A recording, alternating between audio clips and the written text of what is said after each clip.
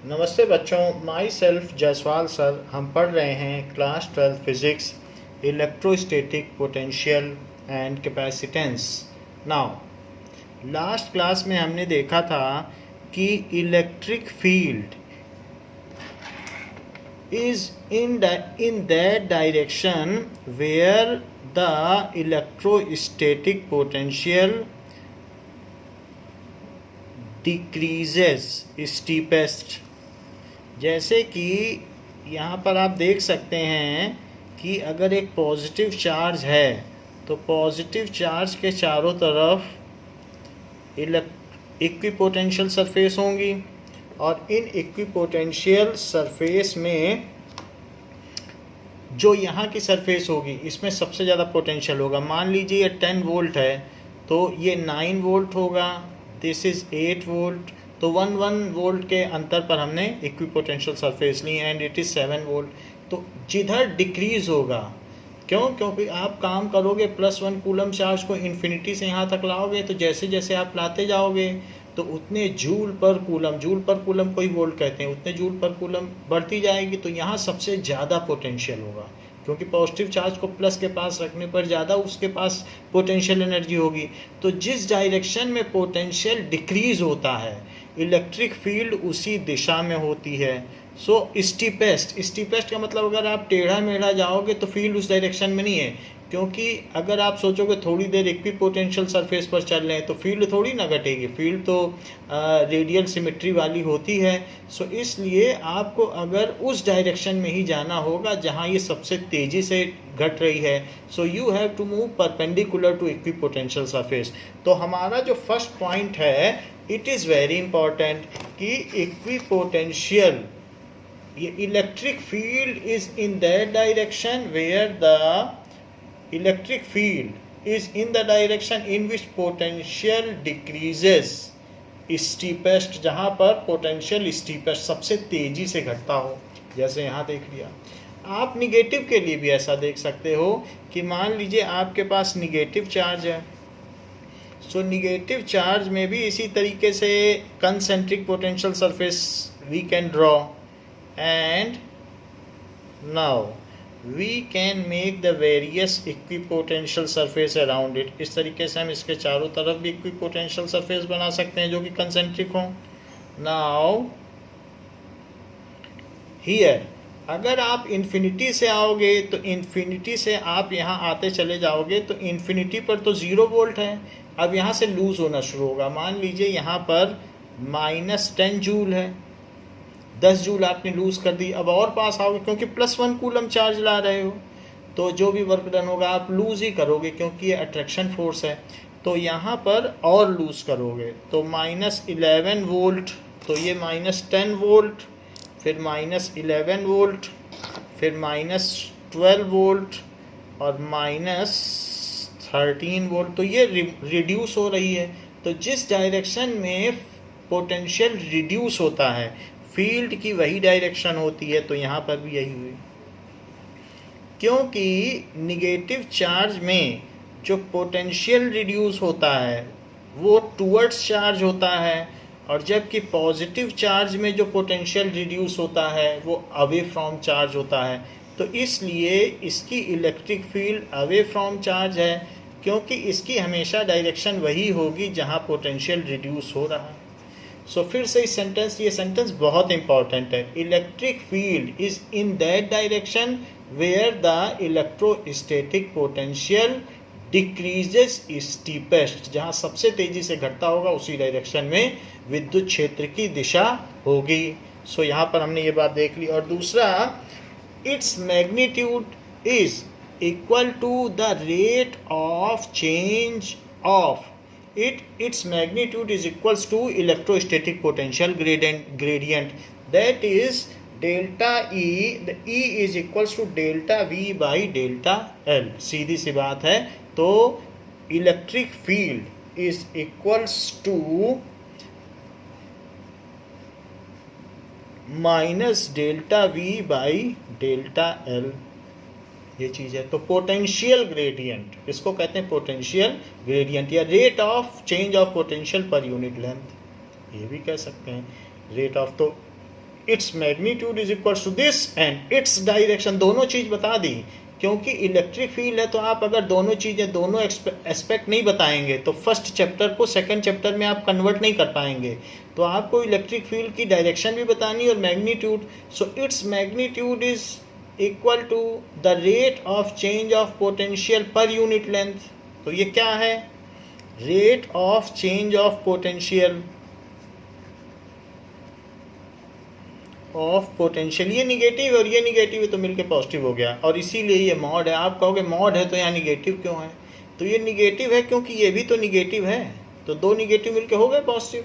So rate of change of potential per unit length, rate ना लगाएं, rate फिर time में हो जाता है, तो इसलिए आप सिर्फ ये बोलिए change of potential per unit length, या उसे पोटेंशियल ग्रेडियंट कहते हैं, पर unit length, that is called potential gradient. तो इस तरीके से हमने इसका मैग्नीट्यूड बता दिया और डायरेक्शन क्या बताई? The direction of electric field is that where the potential decreases steepest. तो अगर मैं दोनों चीज़ बता देता हूँ तो मेरा सेकंड चैप्टर जो स्केलर का चैप्टर है वो पूरी तरीके से फर्स्ट चैप्टर को रिप्लेस करने के लिए तैयार है। तो यहाँ मैंने मैग्नीट्यूड बता दिया और यहाँ हमने डायरेक्शन बता दी। तो अब फर्स्ट चैप्टर को we can very well replace with scalar handling. तो अब हम स्केलर हैंडलिंग में चलेंगे, अब हमें वेक्टर की ज़रूरत नहीं है। Now we can very well use the concept of electrostatic potential and the concept of electrostatic potential energy, क्योंकि ये दोनों चीज़ को गाइड कर रहा है, दोनों चीज़ें इससे हमें पता चल रही हैं। So no of our feature और फिजिकल क्वांटिटी इज मिसिंग, तो कुछ भी हमारा खो नहीं रहा है, इसलिए हमने फर्स्ट चैप्टर को पूरी तरीके से बदल दिया है स्केलर में ना। Potential energy for system of charges. अब हम देखेंगे कि अगर सिस्टम ऑफ चार्जेस हों तो पोटेंशियल एनर्जी उसके लिए क्या होगी? फॉर एक होता है पोटेंशियल, 1 कूलम को लाओगे तो पोटेंशियल है किसी पॉइंट पर, और अगर क्यू चार्ज को लाओगे तो पोटेंशियल एनर्जी है। बस यही अंतर है, इस चैप्टर की बेसिक चीज़ यही है, इसी पे पूरा चैप्टर चलता है। तो क्यू चार्ज लाओगे तो पोटेंशियल एनर्जी है। So potential energy is the work done in bringing Q charge at any point. सीधी सी बात है, from infinity to any point. Potential energy for a system of charges,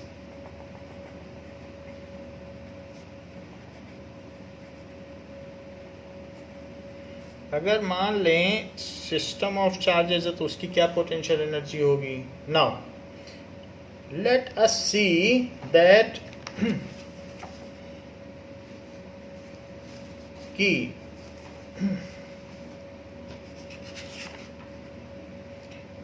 there are 2 charges, let a pair of charges, तो pair of charges हैं are Q1 and Q2 which are separated by a distance R12, which are separated by a distance R12 ऐसा है। तो हमें चाहिए ये जो दो सिस्टम ऑफ चार्जेस यहाँ हैं Q1 और Q2, तो इनके बीच में क्या पोटेंशियल एनर्जी है? मान लो सन और अर्थ हैं तो ये कुछ डिस्टेंस से सेपरेटेड हैं, तो हम इनकी ग्रेविटेशनल पोटेंशियल एनर्जी पता कर सकते हैं। तो वैसे ही हमें इलेक्ट्रोस्टैटिक पोटेंशियल एनर्जी निकालनी है। तो और ये R12 से सेपरेटेड है। तो अब हम पूरी तरीके से स्केलर काम करेंगे, तो यहाँ पर अब वेक्टर की ज़रूरत नहीं है क्योंकि हमने स्केलर में कन्वर्ट कर दिया है। So let us first place the Q1 charge at point A point पर रखो। अगर मान लो कोई भी चार्ज कहीं नहीं है, ये बिल्कुल आइसोलेटेड सिस्टम है, ये ऐसा यूनिवर्स का पॉइंट है जिसके आसपास दूर दूर तक कोई चार्ज नहीं है। सो फर्स्ट प्लेस, पहले आप क्या करो, first place Q1 charge at A point. तो ए पॉइंट पर ऐसा करोगे इन absence of any other charge. एक एक चार्ज को लाओ, पहले Q1 को लाओ फिर Q2 को लाओ। In absence of any other charge near it, considering it as an isolated system, इसको विलगित निगाह मानते हुए और ये मानते हुए कि इसके पास कोई भी आवेश नहीं है, हम इसको अनंत से यहाँ तक लाते हैं। So near it considering it is an isolated system, considering it as an isolated system. तो ऐसा किया जाए ना। अब अगर आप Q1 को लाओगे और कुछ भी नहीं है, तो जब फील्ड ही नहीं होगी तो आपको काम ही नहीं करना पड़ेगा, जहाँ पर इलेक्ट्रोस्टैटिक फील्ड नहीं है। सो what will be the work done. 1 coulomb को लाते हो तो क्या होता है, हम जानते हैं V is equals to W/Q, ये चीज़ हम जानते हैं। तो आपका जो वर्क डन है इसको लाने में, चूँकि Q1 चार्ज है तो W1, तो इसलिए ये कहा जाएगा कि यहाँ पर W1 क्या हो गया, W1 जो आप वर्क डन कर रहे हो it is VQ1, but in absence of electric field, अगर इलेक्ट्रिक फील्ड नहीं है तो आपका क्या काम वर्क डन होगा, there will be no work done, क्योंकि यूनिट चार्ज को लाने में भी कोई कार्य नहीं होगा as there is no electric field. और वैसे भी हम जानते हैं कि जो इलेक्ट्रिक फील्ड का मैग्नीट्यूड होता है सो माइनस dV/dl होता है, तो ये भी कहा जा सकता है कि dV इज़ EdL, तो E ही ना हो तो dV क्या होगा, कुछ नहीं होगा, उस पर पोटेंशियल ही नहीं होगा। सो ये भी कहा जा सकता है dV इज़ माइनस EdL, तो E नहीं है और E के ना होने से V नहीं है। So work done is equals to 0, तो वहाँ पर आप चार्ज ले आइए और आपको कोई काम नहीं करना पड़ेगा। तो ये पोटेंशियल एनर्जी है, जो वर्क डन है वो क्या है, दैट इज पोटेंशियल एट ए। ऐसा कैसे कहा जा सकता है, जरा हम देखें। सो यहाँ पर ये बात आप कह सकते हैं, जो पोटेंशियल होता है it is equals to, potential energy is equals to V और फिर Q, VQ। तो अगर V इंटू Q, तो यहाँ पर मान लीजिए कि जैसे एक चार्ज है, दिस इज Q1 चार्ज, तो अगर आप दूसरा चार्ज यहाँ पर लाते हो कहीं पर इन्फिनिटी से, यहाँ इसके पास ले आए चार्ज, तो इस चार्ज को आप ला रहे हो, 1 कूलम को लाते तो आपको कुछ ना कुछ काम करना पड़ता, तो यहाँ का पोटेंशियल क्या होता, दैट इज़ 1/4πε0, और Q1 बाई ये कितनी डिस्टेंस है, let it is R, so Q1/R।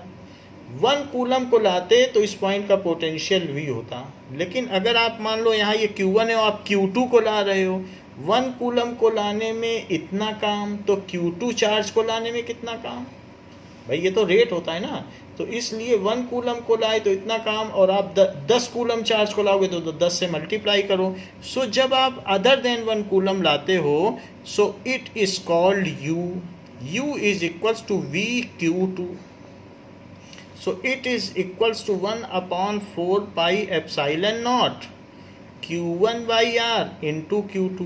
तो कभी भी जब किन्हीं दो पॉइंट्स के बीच का पोटेंशियल निकाला जाता है तो फार्मूला होता है Q1 Q2/R, ये चीज़ है। क्योंकि V ये है कि जो source charge upon distance from it, और अगर आप 1 की जगह कुछ और चार्ज ला रहे हो, Q2 ला रहे हो, तो Q2 से मल्टीप्लाई करो, ये 1 कूलम चार्ज लाने में किया गया काम, ये Q2 लाने में, hence the formula for U is this. अच्छा, तो खैर कोई बात नहीं, तो यहाँ पर हमने देख लिया कि अगर सिंगल चार्ज को मूव कराया जाए तो उसमें कोई वर्क डन नहीं होता है। सो V इज़ W/Q और W is equal to VQ। W ही तो U है, W is only the potential energy, W में जो वर्क डन है वही पोटेंशियल एनर्जी होती है। ऐसा ही हम लोग MGH में भी करते हैं। तो ये चीज़ हो गई। सो अब ये बात कही जा सकती है कि W1 इज़ 0। अब आगे बात देखें, तो पहला चार्ज हमने उसको प्लेस कर दिया, यहाँ पे प्लेस कर दिया, कोई काम नहीं करना पड़ा क्योंकि इलेक्ट्रिक फील्ड ही नहीं थी।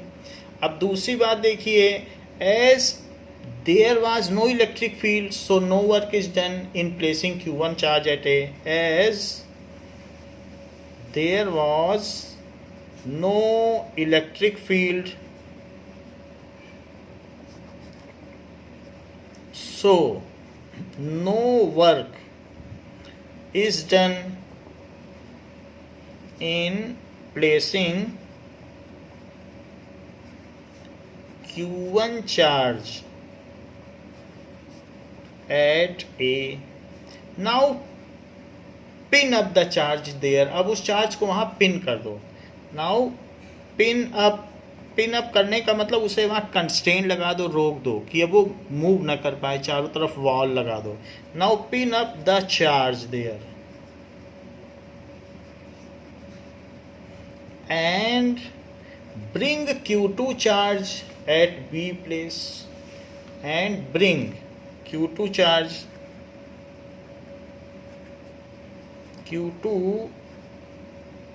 Charge at B। तो आपको कितना वर्क डन करना पड़ेगा? So work done is equals to, this is W2। तो वर्क डन क्या होता है? V is equals to W by Q। सो W is equals to VQ। VQ का मतलब जो चार्ज ला रहे हो, और ये है V में जो होता है वो सोर्स चार्ज होता है। तो अगर फार्मूला देखा जाए तो 1/4 pi epsilon not of Q1 यहाँ सोर्स चार्ज है, सो Q1 बाई R12, क्योंकि सोर्स चार्ज है और 1 कूलम लाए थे। अब दूसरा है, अब आप लाना चाहते हो Q2 चार्ज, तो जो चार्ज लाओगे 1 कूलम में लाने में इतना किया गया काम, तो Q2 लाने में तो Q1 Q2। So what is the work done? W2। So this is VQ2। It is equals to 1/4 pi epsilon naught. वैसे भी ये फार्मूला U का है, तो U वर्क डन है, तो दोनों चार्जों का प्रोडक्ट और divided by the distance between them, तो यहाँ पर R12 हो गया। तो work done Q1 Q2 by R12। So what is total work done? जो टोटल वर्क डन होगा वो उसकी पोटेंशियल एनर्जी होगी। टोटल वर्क डन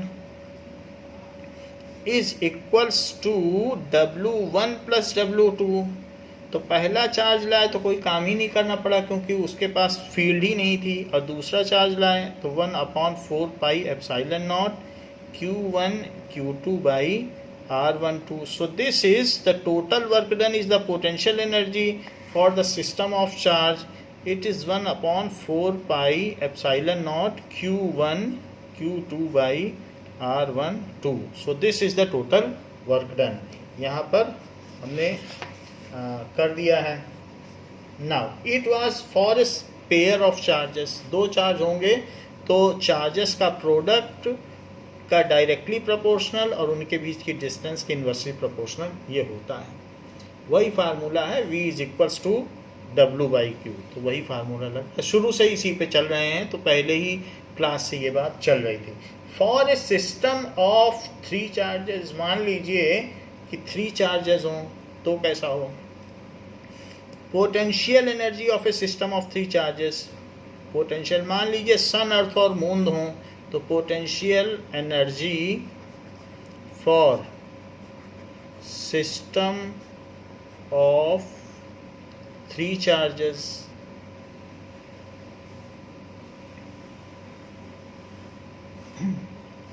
तो एक चार्ज Q1 है, this is Q2 and this is Q3। इनके बीच की डिस्टेंस R12 है, this is R23। It is all scalar, क्योंकि अब हम स्केलर के चैप्टर में हैं।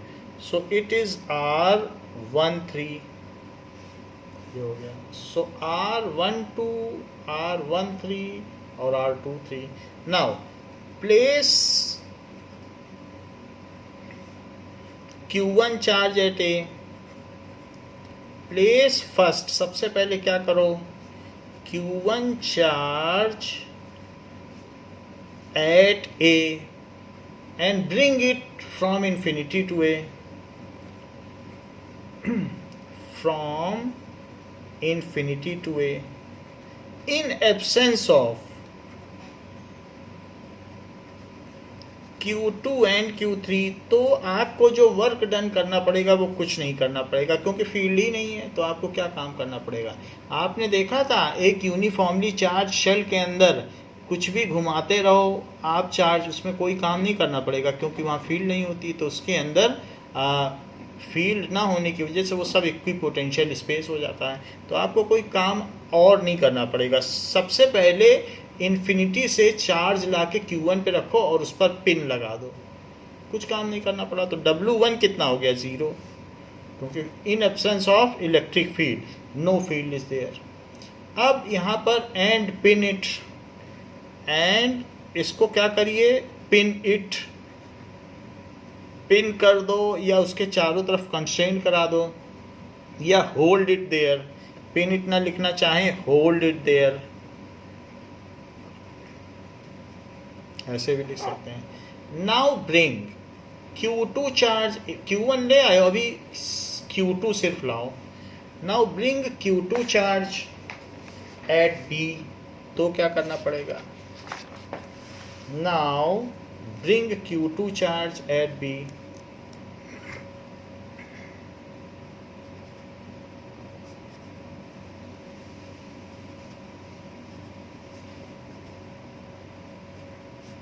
एट B, तो B पे लाने पर in presence of A, in presence of Q1 charge, क्योंकि Q1 चार्ज तो अपनी जगह पर है ही है, तो वर्क डन क्या करना पड़ेगा, that is the product of charges और सेपरेशन बिटवीन देम, इतना काम करना पड़ेगा। Now hold the Q2 charge at B, now hold Q2 charge at B, उसको भी वहां रख दो।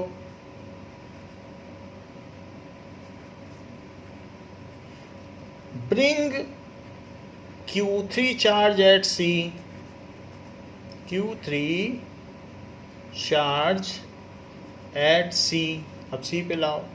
तो जो Q3 को लाओगे तो अब उसके आसपास दो चार्ज हैं, इसकी वजह से भी रिपल्सन होगा और इसकी वजह से भी रिपल्सन होगा, तो दोनों वजहों से काम करना पड़ेगा। जैसे पोटेंशियल का फार्मूला होता था कि ए सिस्टम ऑफ चार्जेस के लिए तो सबका सम कर देते थे, वैसे ही पोटेंशियल एनर्जी का भी फार्मूला होगा। तो सिस्टम ऑफ चार्जेस के लिए तो आपको क्या वर्क डन करना पड़ेगा, 1/4 pi epsilon not Q1 Q3, Q1 की वजह से तो इतनी पोटेंशियल एनर्जी जमा हो जाएगी R13, और Q2 की वजह से क्या जमा होगी, Q1 Q2 upon Q2 Q3, Q2 Q3 upon R23, क्योंकि दो चार्जेस हैं तो दोनों की वजह से आपको रिपल्सन होगा और वर्क डन इतना करना पड़ेगा। सो टोटल वर्क डन क्या है, जो टोटल वर्क डन है is equals to total potential energy, वही है, वही टोटल, वो आपका वर्क डन ही तो पोटेंशियल एनर्जी है, टोटल पोटेंशियल एनर्जी। अगर आपको वर्क डन मिल रहा है तो पोटेंशियल एनर्जी निगेटिव है, और अगर आप खुद कर रहे हैं तो पॉजिटिव है। सो that is the potential energy of 3 charges is W1 plus W2 plus W3। लेकिन W1 तो 0 था क्योंकि फर्स्ट चार्ज लाने में आपको कोई काम ही नहीं करना पड़ा, और W2 Q1 Q2 upon R12 था, और W3 क्या था, 1/4 pi epsilon not Q1 Q3 upon R13 plus 1/4 pi epsilon not Q2 Q3 upon R23। सो ये जो भी था ये W3 था, ये W2 है, तो इस तरीके से था। सो 1/4 पाई एप्सिलॉन नॉट आप कॉमन ले लें, और ब्रैकेट के अंदर क्या हो जाएगा, Q1 Q2 upon R12 plus Q1 Q3 upon R13 plus Q2 Q3 upon R23। सो ये टोटल पोटेंशियल है सिस्टम ऑफ 3 चार्जेस के लिए। ना एग्जाम्पल 2.4 में अब 4 चार्जेस ले लिए गए। जैसे यहाँ 3 चार्जेस हैं तो in the similar manner there has been taken 4 charges. So example 2.4, 4 charges are arranged at the corner of square. 4 charges are arranged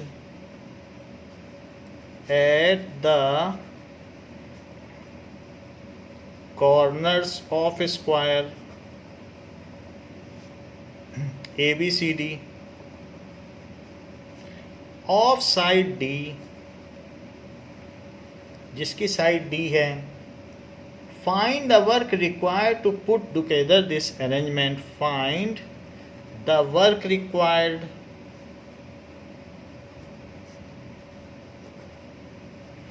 to put together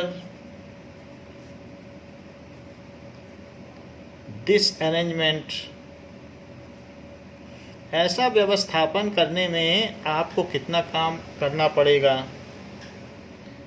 this arrangement.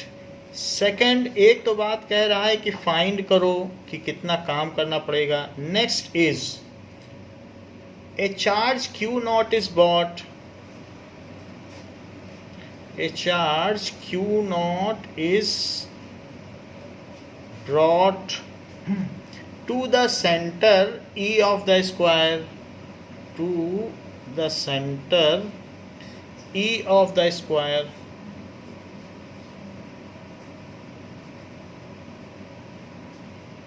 The 4 charges being held fixed to its corner. The 4 charges being held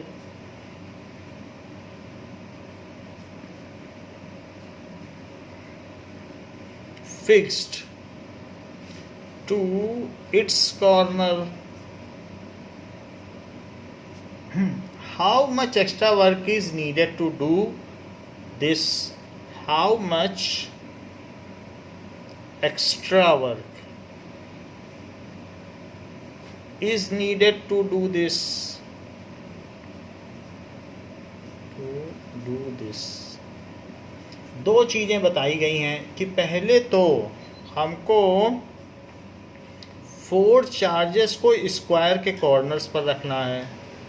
and all the charges are Q, सभी charges Q हैं और square के vertices पर हमको इनको place करना है जिसकी साइड डी है।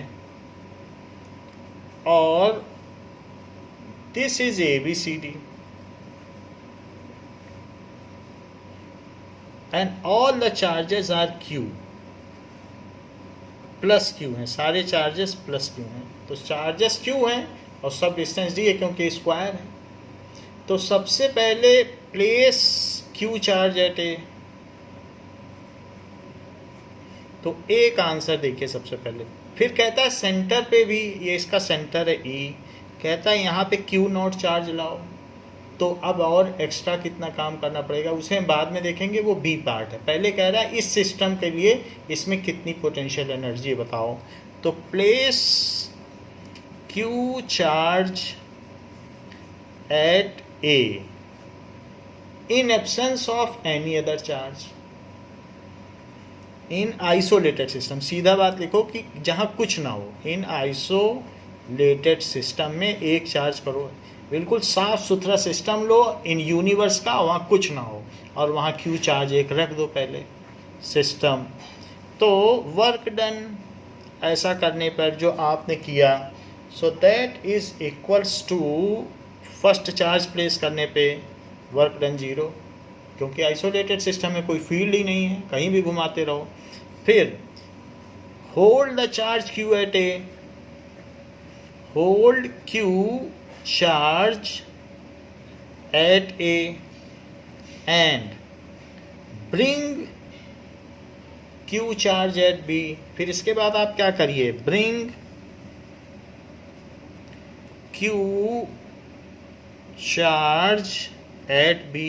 तो उसको B पे ले आइए ना। अब इसको B पे लाएंगे तो कितना काम करना पड़ेगा, B पे ले आए तो इसको यहाँ रख दिया और बी पे लाइए, तो what will B W2 work done कितना होगा 1/4πε0 और दोनों चार्जों का प्रोडक्ट और उनके बीच की distance.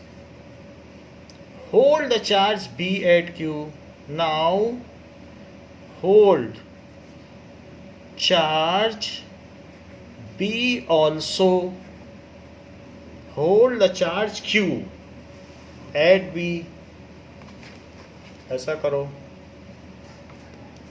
So hold charge Q at B, charge Q also at B, उस पर भी होल्ड करा दो। अब इसके बाद आप C पे लाओ।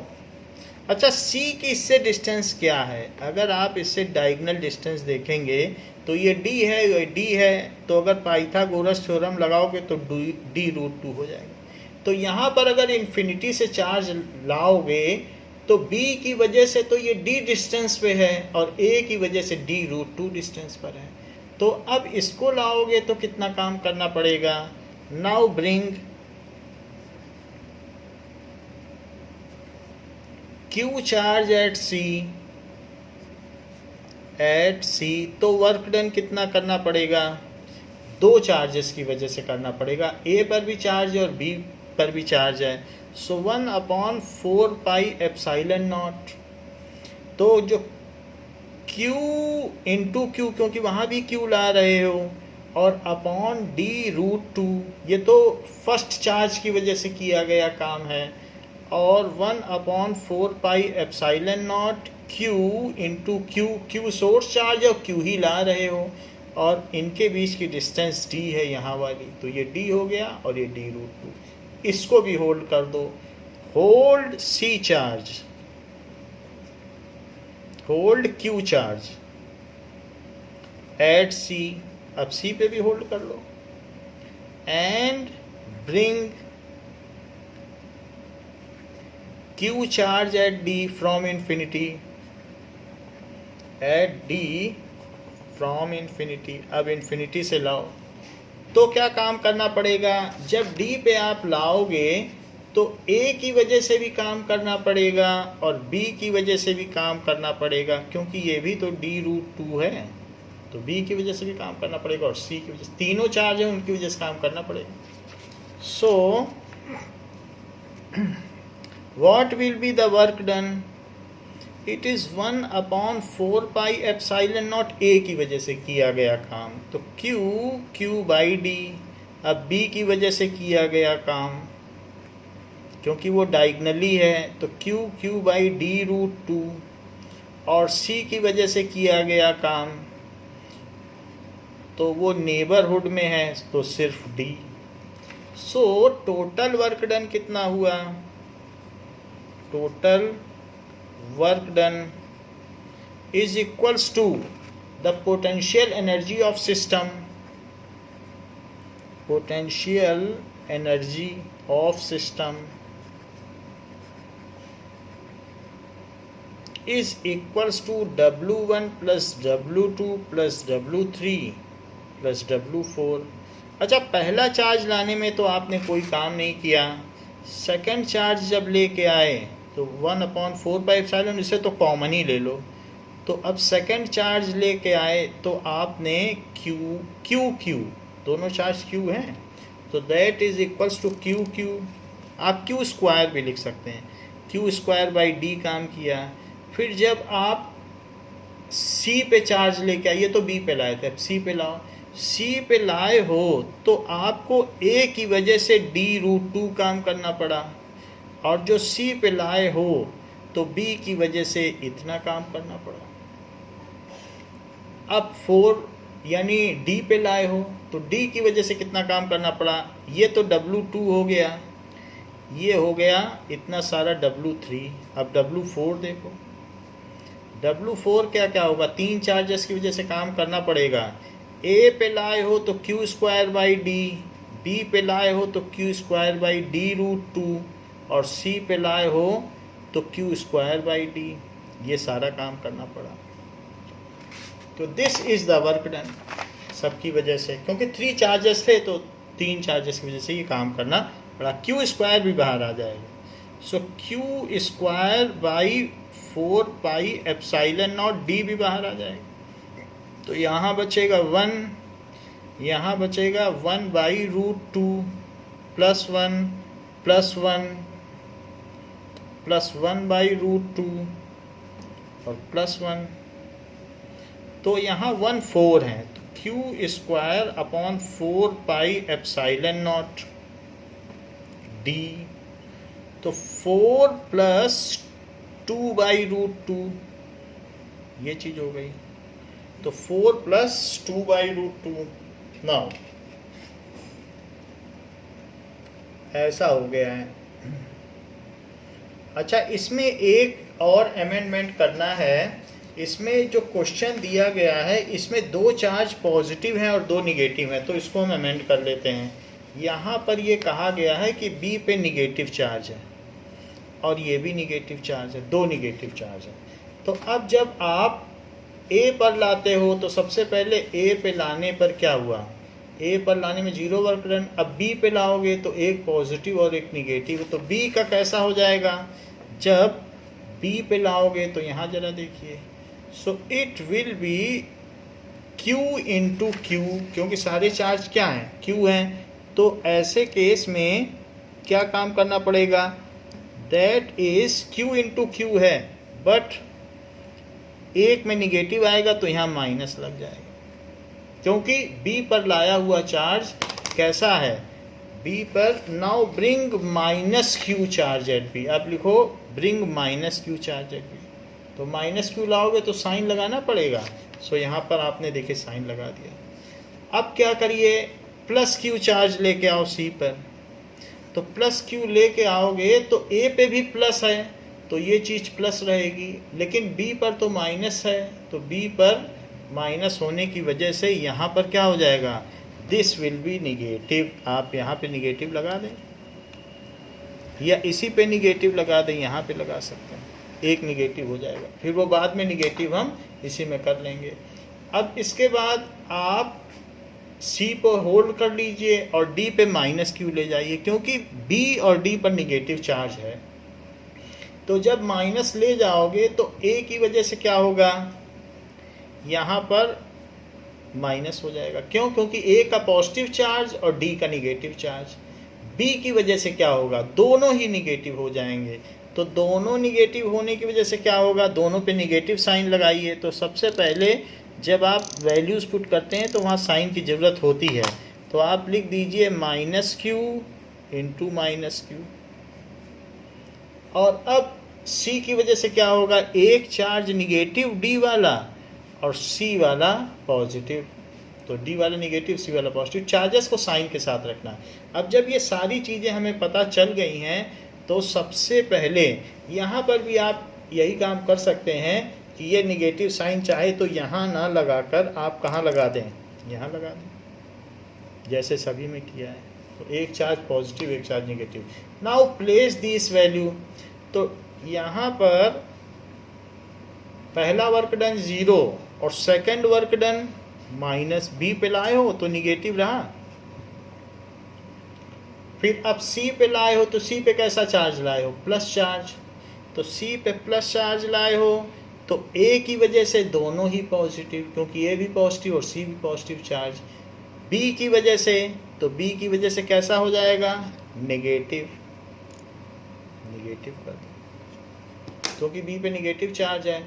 फिर अब डी का देखो, डी पे तो आप माइनस चार्ज ला रहे हो और ए पे चार्ज है प्लस, तो इसकी वजह से यहाँ क्या हो जाएगा, यहाँ निगेटिव हो जाएगा। सी की वजह से दोनों ही निगेटिव, डी का चार्ज भी निगेटिव और सी का निगेटिव, तो ये पॉजिटिव। और वही अब सी की वजह से, ये तो बी की वजह से, अब सी की वजह से डी का चार्ज निगेटिव, सी का चार्ज पॉजिटिव, तो इस वजह से ये साइन कैसा हुआ, निगेटिव। तो ये हम देख रहे हैं कि Q square by D, Q square by D, Q square by D, Q square by D चारों ही निगेटिव हैं। और जो Q square by D root 2 है, Q square by D root 2 है, वो पॉजिटिव हैं। तो हमारे पास जो वैल्यू आई है जो प्लस वाले सारे +1 वाले हैं वो सारे निगेटिव हैं, और ये सभी निगेटिव आप लिख लें, ये निगेटिव, ये निगेटिव, ये निगेटिव और ये निगेटिव, तो ये -4 हुआ। सो -4 + 2√2, सो -4 + 2√2 ये चीज़ आ गई। अब जरा देखें तो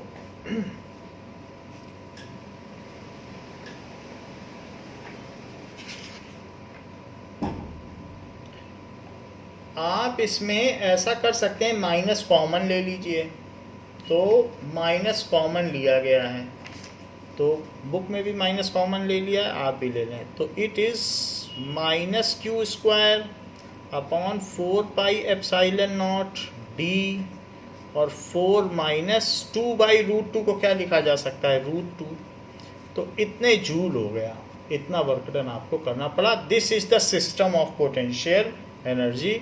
तो आप ये कह सकते हैं potential energy of the system ये हो गई। अब बी पार्ट में आपको क्या करना है कि सेंटर पर एक इन्फिनिटी से चार्ज लाना है। यहाँ -q है, यहाँ -q है, यहाँ q है और यहाँ q है, तो A, B, C और D, ये डिस्टेंस कितनी है, ये d√2 है, तो d√2 का आधा क्या होता है, हाफ करो, so it is d/√2, d/√2, क्योंकि √2 से ये कट जाएगा, तो इसकी हाफ डिस्टेंस क्या है, सो d/√2, ये डिस्टेंस क्या है, d/√2, ये इससे डिस्टेंस क्या है, क्योंकि d√2 है उसका हाफ कर दिया, ये पूरी d√2 डिस्टेंस है, तो हाफ करोगे तो √2 से √2 कट जाएगा, d/√2 बचेगा, हाइपोटेनियस का हाफ कर दिया, तो ये भी d/√2, और इससे डिस्टेंस भी d/√2, और यहाँ कितना चार्ज ला रहे हो, Q0 E पर, तो इस पर जो चार्ज इन्फिनिटी से लेके आओगे, ये यहाँ कहाँ से लेके आओगे, इन्फिनिटी से लेके आओगे, तो इसकी वजह से काम, इसकी वजह से काम, इसकी वजह से काम और इसकी वजह से काम करना पड़ेगा। So in presence of all 4 charges, if we bring another charge at centre, in presence of all 4 charges, if we bring Q0 charge at center, तो what is the additional work done, so additional work done,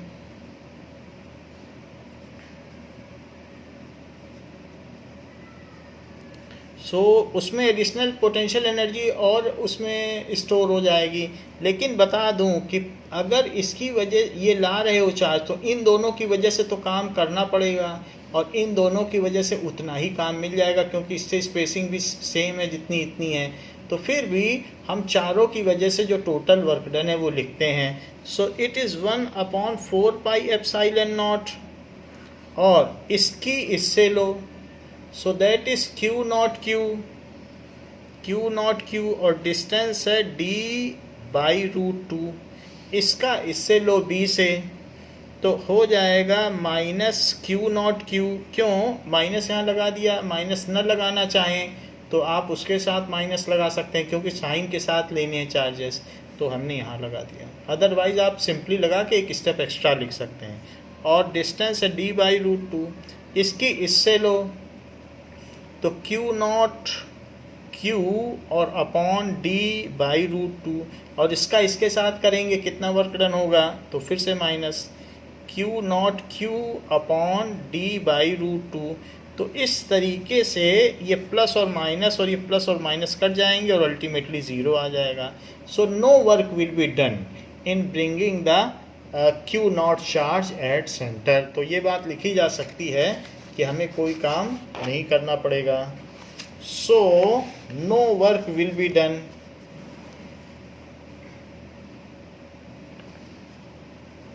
no work will be done to bring Q0 charge at E, तो उस पर हमें कोई additional work नहीं करना पड़ेगा। तो बच्चों इस क्लास के लिए इतना ही। इसके आगे potential energy in external field हम नेक्स्ट क्लास में पढ़ेंगे। Thank you.